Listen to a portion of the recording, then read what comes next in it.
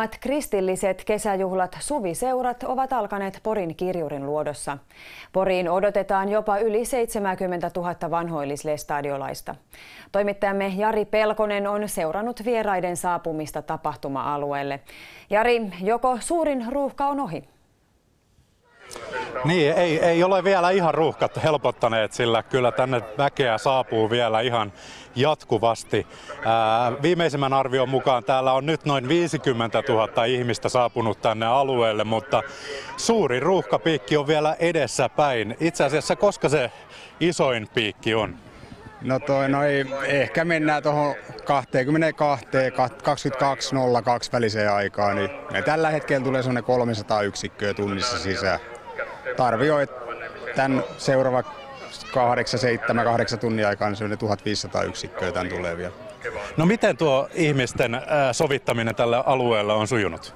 Oikein mainiosti. Keli on tietysti ollut suotuisa meidän kannalta ja järjestelyt on ollut muutenkin ihan nappiin menneet sen suhteen, että suunnitelmien mukaan ollaan pystytty elämään.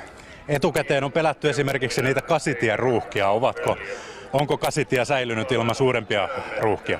Kyllä se varmasti liikennemäärät on näkynyt siellä. Se on selvä, mutta pysähtynyt se ei ole oikeastaan koko aikana lainkaan. Kenttä vetää, meillä on hyvät ihmiset töissä ja homma pelaa niiden ohjeiden mukaan, mitä on sanottu.